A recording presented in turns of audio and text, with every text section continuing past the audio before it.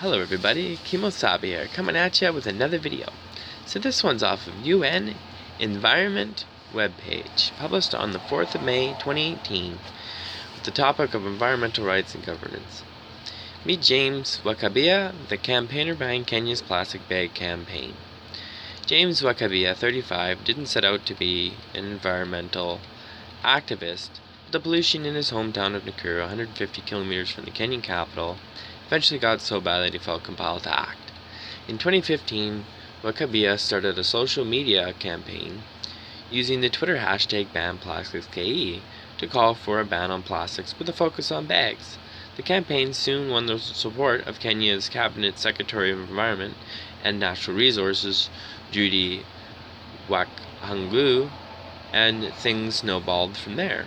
Wakibia has since been credited with starting the movement that led to Kenya's nationwide ban on single-use plastic bags, which took effect in 2017. Here he tells us about his work and his true passion, and the message he wants to send to his country's leaders. Tell us a bit about yourself. How did you become interested in environmental issues? I went to a local boys' primary school just when the forest in El Burgon near Nakuru was being cut down and land cleared for cultivation by the Mo regime, who was in power at the time. That was the epitome of environmental destruction.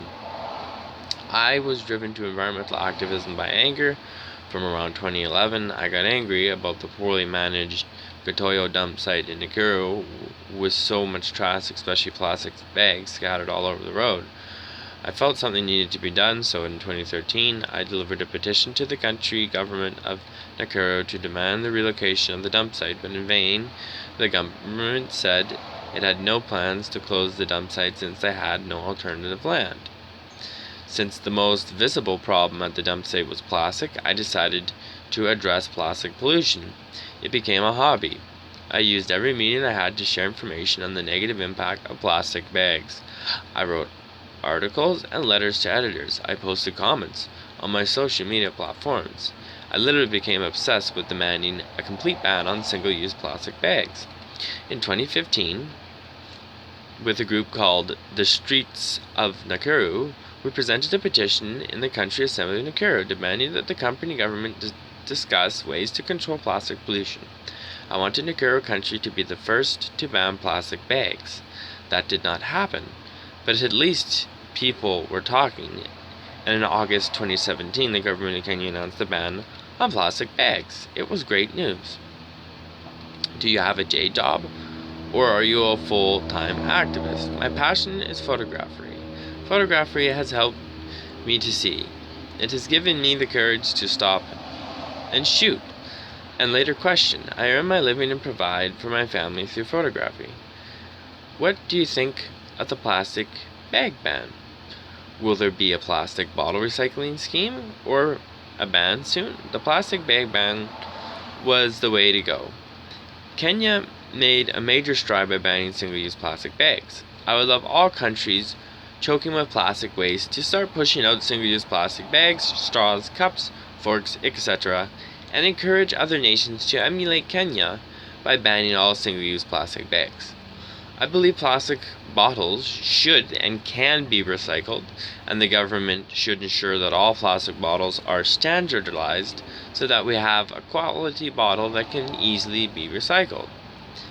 Do you have a message for manufacturers? Manufacturers and stakeholders in plastic businesses, including beverage companies, should be compelled by law to create environmental cleanup funds. Most only care about the profits they get, not about the environment. Their plastics are polluting.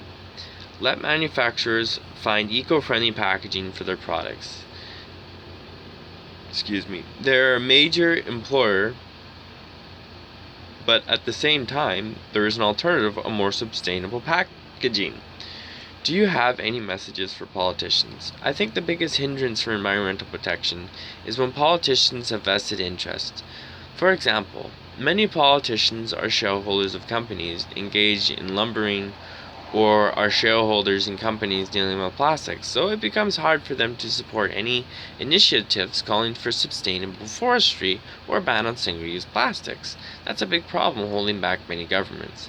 I'm glad the government of Kenya has called for a massive tree planting across the country. I hope they will walk the talk. So my message to politicians, especially lawmakers, is to support environmental initiatives to safeguard the welfare of this nation. What has your role in cleanups been? I have organized a few cleanups, but participation cannot be compared with that of the country government.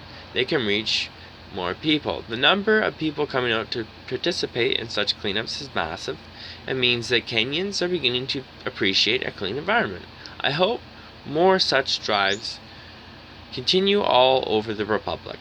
My role is basically to share information and lobby for such activities across the country. I hope that through them I can change people's perceptions so they can also emulate what is being done. How do you get your message out? I mostly rely on social media, especially Facebook and Twitter. I find these platforms very powerful and engaging. My Twitter accounts are at James Wakibia and at Ban Plastics Now, and I blog on Facebook and Medium. I also plan to register my own organization so that I can expand my work to stop plastic pollution across this beautiful country. So there you had it, everybody. Hopefully you enjoyed it. Don't forget to hit that subscribe button. If you leave me with some comments, that'd be awesome. Thanks a lot, everybody. Kemo Sabi out, and we'll see you in the next one. Peace.